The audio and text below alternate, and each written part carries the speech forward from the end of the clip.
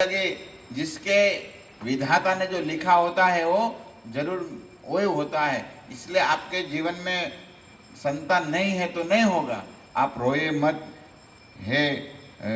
इसलिए आप ऐसा करिए, आप हरि की भजन उपासना करिए, हरि प्रसन्न होंगे।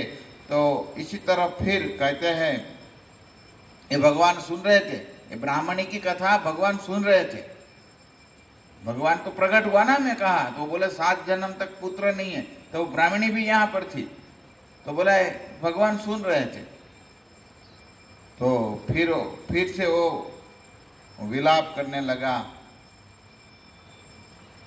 तब क्या हुआ, ब्राह्मण का ऐसा धैर्यता का वाणी सुनकर भगवान के साथ गरुड़ जी भी आए थे। भगवान विष्णु के साथ गरुड़ जी रहते हैं। गरुड़ जी आए और गरुड़ जी को दया आ गई, बोले अरे इतनी सुंदर वो प्रार्थना कर रही है, धैर्यवान ब्राह्मणी स्त्री है।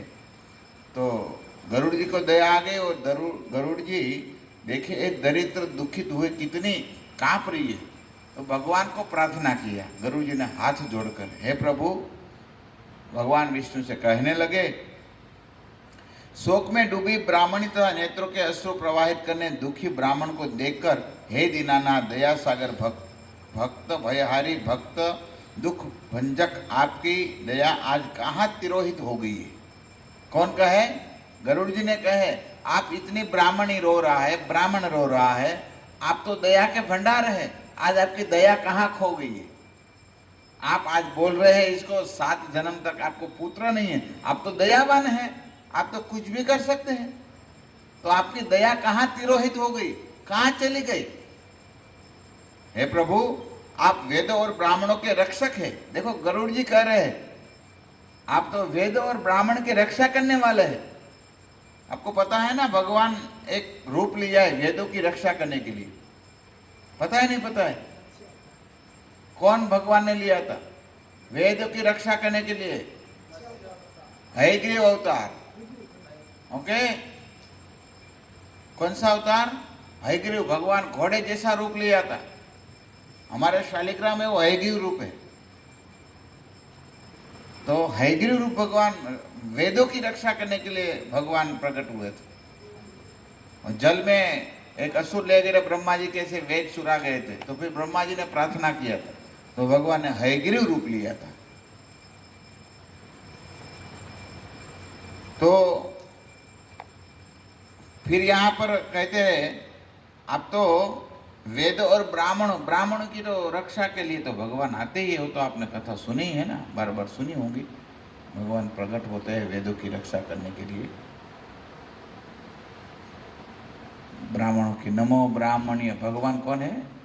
नमो ब्राह्मणीय, ब्राह्मण देव है। गिर गया वो कबूतर, ले लो, बार फेंक दो, मर जाएगा।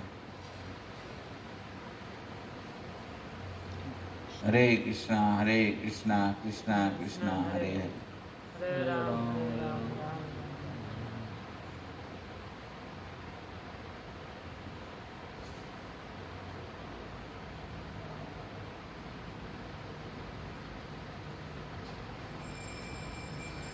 हे राम। तो फिर गरुड़ जी कहने लगे आगे, प्रभु आप तो मुक्ति देने वाले हैं। अरे पुत्र है क्या, आप तो क्या देने वाले हैं? मुक्ति। कितनी प्रकार की मुक्ति है भाई? भगवान कपिल देव कहते हैं 5 प्रकार की मुक्ति है। और भक्ति रसायन सिंधु में वो विस्तार से है मुक्ति का वर्णन। 5 प्रकार की मुक्ति है, आप याद रखो। ये 5 प्रकार की मुक्ति को याद रखना चाहिए। पहला मुक्ति जैसे है ना, सालोक्य मुक्ति हम कहते हैं, सालोक्य शास्त्री सामीप्य वो सब है ना। तो सालोक्य मुक्ति होता है, सालोक्य मुक्ति में क्या होता है? भगवान का लोक प्राप्त होता है। सालोक्य मुक्ति भगवान के लोक प्राप्त होता है। फिर शास्त्री, भगवान के जैसे ऐश्वर्य प्राप्त होता है। सारूप्य, भगवान के हम नजीक रहते हैं, भगवान के हम नजीक रहते हैं। सामीप्य मुक्ति है, भगवान जैसा रूप, चतुर्भुज रूप मिलता है। पांचवी है सायुज्य, वो भगवान में अंदर समा जाता है। जैसे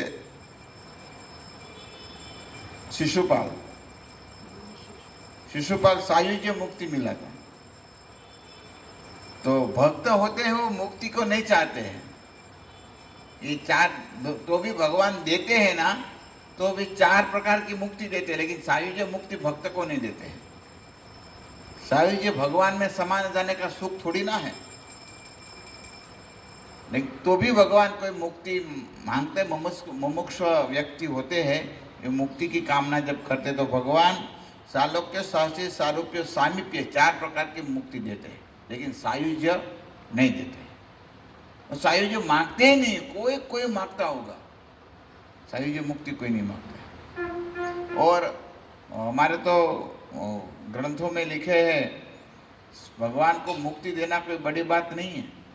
मुक्ति देने में क्या बड़ी बात है, लेकिन भक्त मांगते ही नहीं। नरसिंह मेहता तो कहते हैं, हरि ना जन तो मुक्ति न मांगे, ए मांगे जन्म अवतार रे। हरिना जन कभी मुक्ति नहीं मांगते, जन्म अवतार क्यों मांगते हैं? दूसरे को परेशान करने के लिए, हाँ, इसलिए मांगते हैं जन्म। नहीं,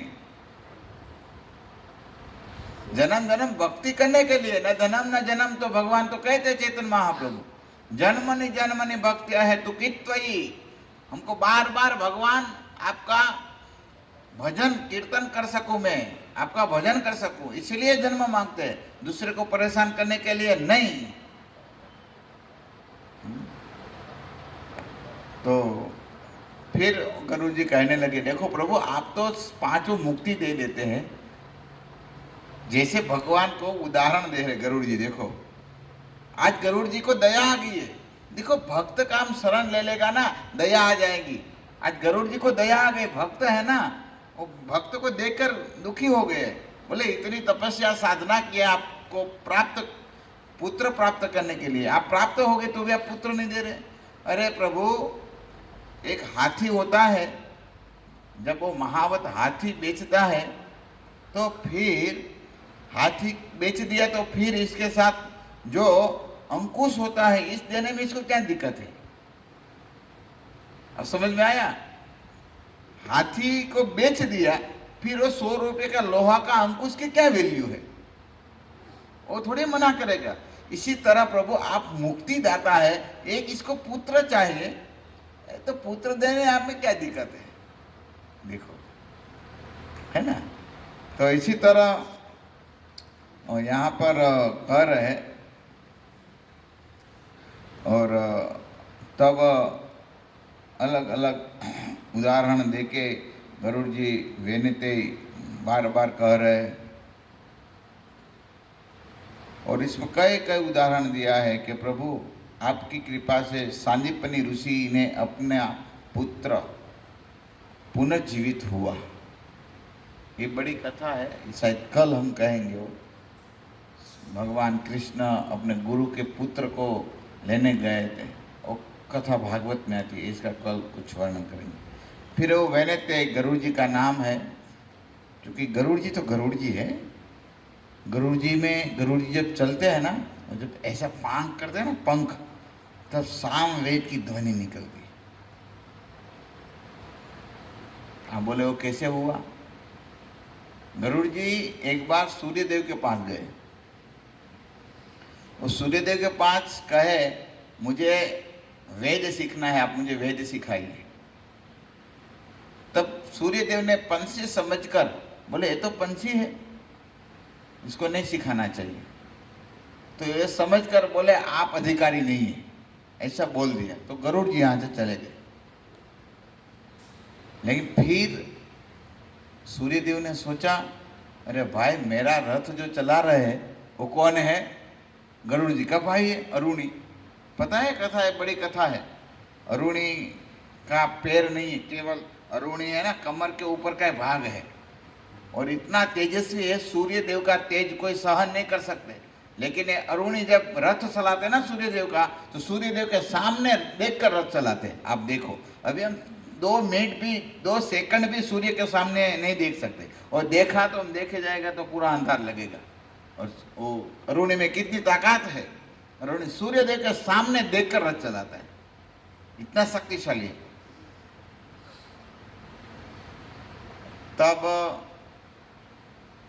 सोचे अरे अरुणी को पता चल जाए कि मेरे भाई को वेद नहीं सिखाया, तब अरुणी चला जाए कि मेरा रथ कौन चलाएगा। सूर्यदेव को ऐसा हुआ। तब गरुड़ जी ने मन में ठान लिया था अभी सूर्यदेव किसी से मैं नहीं सीखूंगा, अभी वेद में तपस्या भगवान विष्णु की तपस्या करूंगा और वेद सीखूंगा। गरुड़ जी ने मन में ठान लिया। तो तपस्या करने के लिए गरुड़ जी बैठे, तब यहाँ सूर्यदेव आए वापस, डर से मारे, क्योंकि किसका डर था, भाई का, अरुणी का डर था। और आए और कहे चलो मैं आपको वेद सिखाता हूँ। बोले अभी आपसे नहीं सीखना है। गरुड़ जी बोलते हैं आपसे नहीं सीखना है, मैं तपस्या करूँगा और तपस्या से मैं व्रत और वेद सीखूंगा। गरुड़ जी ने तब ऐसे कहे, तब सूर्यदेव प्रसन्न हो गए। प्रसन्न होके कहा जी है तुझे कुछ तपस्या नहीं कही, मेरा आशीर्वाद से आपको वेद का ज्ञान हो जाएगा। और इसीलिए जब गरुड़ जी उठते हैं ना, तो जैसे ब्राह्मण होता है ना, ब्राह्मण जब यज्ञ करते हैं श्लोक की धारा निकलती है ना, हाँ, इसी तरह जब गरुड़ जैसे एक पंख करते हैं ना, तो हजारों वेद की ऋचा का श्लोक निकलते हैं, सामवेद का श्लोक की ध्वनि निकलती है। ये गरुड़ जी है, कोई साधारण नहीं है। गरुड़ जी का जन्म की बड़ी कथा है। जन्म हुआ ना तो कोई पृथ्वी भी इसको वजन नहीं सह सकती थी। जहाँ पे वो बैठते थे पेड़ पर तो धरासर पड़ा, कोई पर्वत होता है, पर्वत के ऊपर बैठते तो पर्वत पाताल चला जाता, इतना वजन था गरुड़ जी में। गरुड़ जी कोई साधारण नहीं है, क्योंकि भगवान विष्णु का वजन ढोना कोई थोड़ी, आप समझते हैं ना। बड़ी गरुड़ जी की भी जन्म की कथा है, कभी कभी समय मिलेंगे तो हम ये भी कथा करेंगे। तो गरुड़ जी के सामने भगवान देखे विष्णु, बोले गरुड़ जी इतनी प्रार्थना कर रहे हैं इस ब्राह्मण और ब्राह्मणी के लिए। तब भगवान ने कहा है वेनेते, गरुड़ जी का एक नाम है वेनेते। क्यों वह है वेनेते? गरुड़ जी की माता का नाम क्या है? इसके पिता का नाम क्या है? कश्यप जी। क्या नाम है? कश्यप ने जो दक्ष की 13 कन्या के साथ विवाह हुआ है, और इसमें जैसे कद्रु है, फिर दनु है, फिर इसमें एक विनीता नाम की एक कन्या थी, और विनीता नाम की कन्या के साथ भी कश्यप जी का शादी हुआ है, और विनीता का पुत्र वेनेते हुआ। ओके, तो इसलिए गरुड़ जी का नाम है वेनेते। तो भगवान गरुड़ जी के सामने देखे और गरुड़ जी को कहते हैं आप ही इसको वरदान दो, आप इसको पुत्र दे दो। देखो भगवान प्रसन्न हो गए, गरुड़ जी की प्रार्थना से भगवान प्रसन्न हो गए, और भगवान कहने लगे आप इसको पुत्र दीजिए। भगवान ने कहा है वेनेते पक्षीराज, इस ब्राह्मण दंपति को एक पुत्र का दान दीजिए। भगवान के ऐसे प्रिय मनोनुकूल वचन सुनकर गरुड़ जी प्रसन्न होकर इस ब्राह्मण को उसकी अभिलाषा अनुकूल एक पुत्र का दान दे दिया।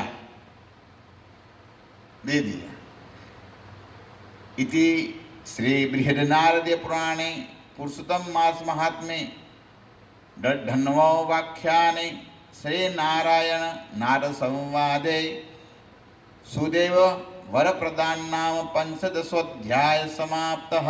हरे कृष्णा कृष्णा कृष्णा हरे हरे, हरे राम राम राम हरे हरे। इसी तरह यहाँ पर इस कथा का जो था वो मैंने बताया।